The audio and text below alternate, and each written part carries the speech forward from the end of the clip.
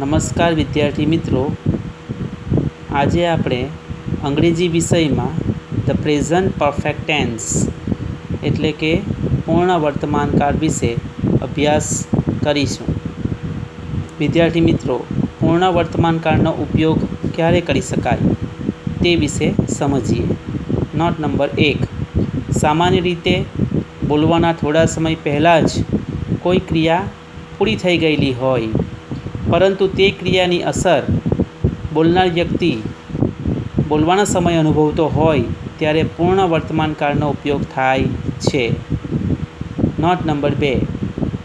કોઈ અનિશ્ચિત સમયે પૂરી થઈ ગયેલી ક્રિયાની અસર વર્તમાન સમયમાં માલુમ પડતી હોય અથવા અનુભવાતી હોય તેવી ક્રિયા દર્શાવવા પૂર્ણ વર્તમાનકાળનો ઉપયોગ થાય છે.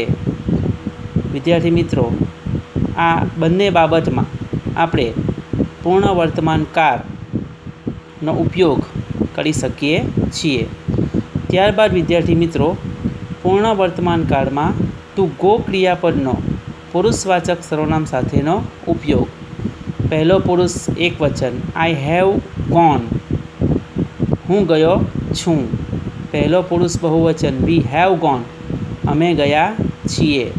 બીજો પુરુષ એકવચન યુ હેવ ગોન, તું ગયો છે. બીજો પુરુષ બહુવચન યુ હેવ ગોન, તમે ગયા છો. ત્રીજો પુરુષ એકવચન he she it has gone, તે ગયો છે, તેણી ગઈ છે, તે ગયું છે. ત્રીજો પુરુષ બહુવચન ધે હેવ ગોન, તેઓ ગયા છે. વિદ્યાર્થી મિત્રો, પૂર્ણ વર્તમાનકાળમાં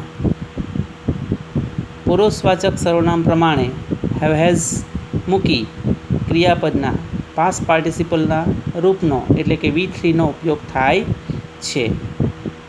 ત્યારબાદ વિદ્યાર્થી મિત્રો, મૂળ ક્રિયાપદને પૂર્ણ વર્તમાનકાળના રૂપમાં ફેરવવા માટે પુરુષવાચક સર્વનામ પ્રમાણે હેવ હેઝ મૂકી ક્રિયાપદના ભૂતકૃતના રૂપ એટલે કે V3ના રૂપ મૂકવામાં આવે છે. એક્ઝામ્પલ તરીકે to go have has gone, to play have has played, to write have has written. પૂર્ણ વર્તમાનકાળની ઓળખ આપતા શબ્દો: જસ્ટ હમણાં જ, એવર ક્યારેય, પ્રશ્નાર્થ વાક્યમાં જ એનો ઉપયોગ થાય છે. ઓલરેડી ક્યારનું,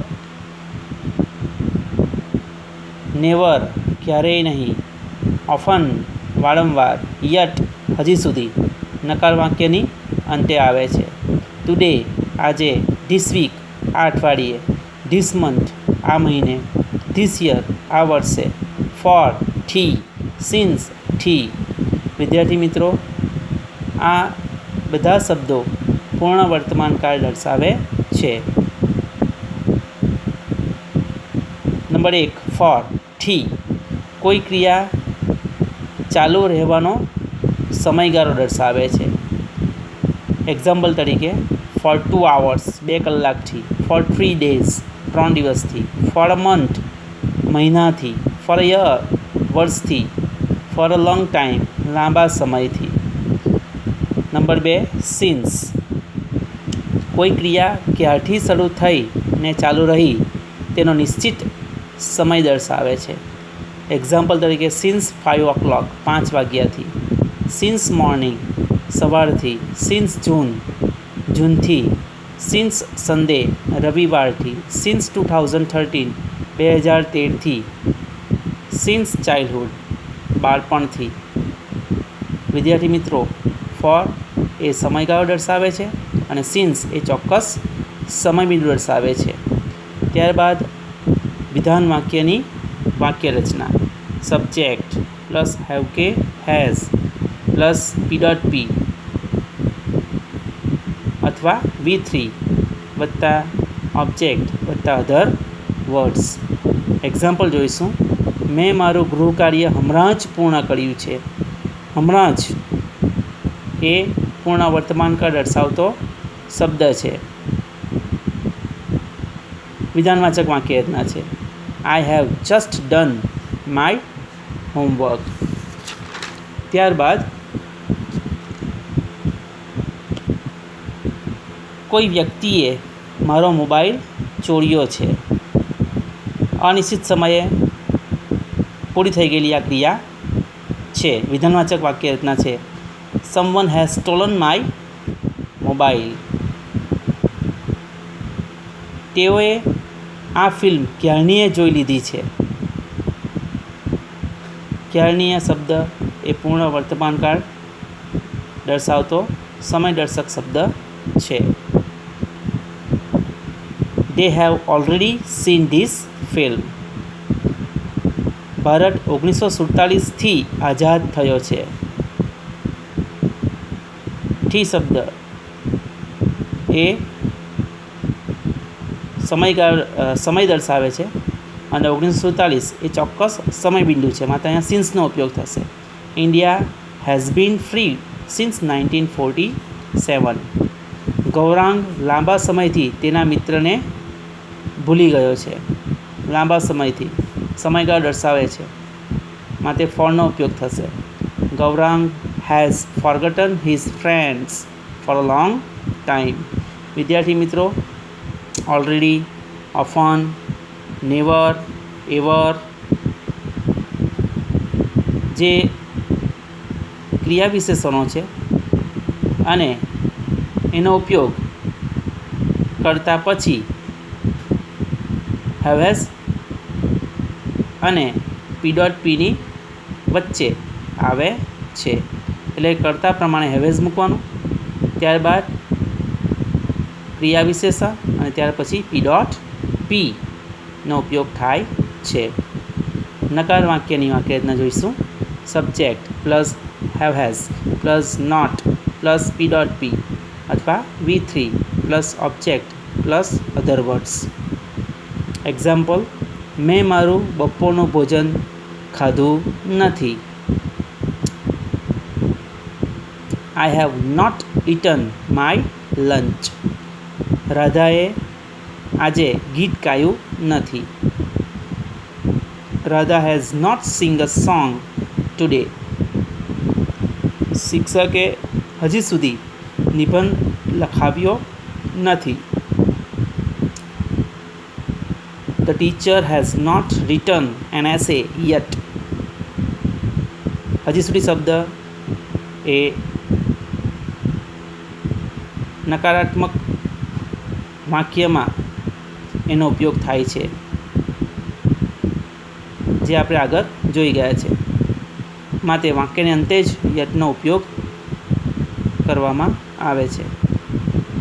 અમે ક્યારેય તાજમહેલની મુલાકાત લીધી નથી. ક્યારેય શબ્દ ક્યારેય નહીં શબ્દ નકારાત્મક દર્શાવે છે. We have never visited Taj Mahal. સોનલે મારી ચોપડી અઠવાડિયાથી પરત કરી નથી. અઠવાડિયાથી સમયગાળો દર્શાવે છે. ફોર નો ઉપયોગ થશે. Sonal has not written my book for a week. મારો મિત્ર ઉનાળાના વેકેશનથી મળ્યો નથી. ઉનાળાનું વેકેશન એ ચોક્કસ સમય બિંદુ દર્શાવે છે. સિન્સનો ઉપયોગ થશે. નકારાત્મક વાક્ય છે. My friend has not met since summer vacation. વિદ્યાર્થી મિત્રો, નકારાત્મક વાક્ય રચનામાં હેવેઝ પછી નોટ અને પછી પી મુકાય છે. જો ક્રિયા વિશેષણ આવતું હોય તો હેવ હેઝ પછી ક્રિયા વિશેષણ અને ત્યાર પછી પી. અહીં ક્રિયા વિશેષણ તરીકે નકારમાં નેવરનો ઉપયોગ થશે. ક્યારે નહીં વાક્યમાં જો આવતું હોય તો. ઉલટ પ્રશ્નાર્થ વાક્યની વાક્ય રચના: have has plus subject plus P અથવા V3 plus object plus OW છે, એટલે ક્વેશ્ચન માર્ક. એક્ઝામ્પલ જોઈશું. શું તમે ક્યારેય હવાઈ મુસાફરી કરી છે? ક્યારેય શબ્દ એ પૂર્ણ વર્તમાનકાળ દર્શાવતો શબ્દ છે. પ્રશ્ન વાક્યમાં એનો ઉપયોગ થશે. Have you ever travel by air? શું ગીતાએ મંચ પર નૃત્ય કર્યું છે? Has Geeta danced on the stage? શું તમે ક્યારેય સલમાન ખાનને મળ્યા છો? Have you ever met Salman Khan? ઉલટ પ્રશ્ન વાક્યના શરૂઆતમાં કરતા પ્રમાણે હેવેઝ મૂકવાનું, ત્યાર પછી કરતા, પછી ક્રિયા વિશેષણ આવતો હોય તો ક્રિયા વિશેષણ, પછી પી ડોટ પી, પછી ઓબ્જેક્ટ, છેલ્લે અન્ય શબ્દો. ઓકે વિદ્યાર્થી મિત્રો, આપણે પૂર્ણ વર્તમાન કાળમાં વિધાન વાક્ય, નકાર વાક્ય અને ઉલટ પ્રશ્ન વાક્યની વાક્ય રચના જોઈ. આ વાક્ય રચનાનો તમારે સંપૂર્ણ અભ્યાસ કરી એનો ઉપયોગ તમારે કરવાનો છે. Okay, thank you.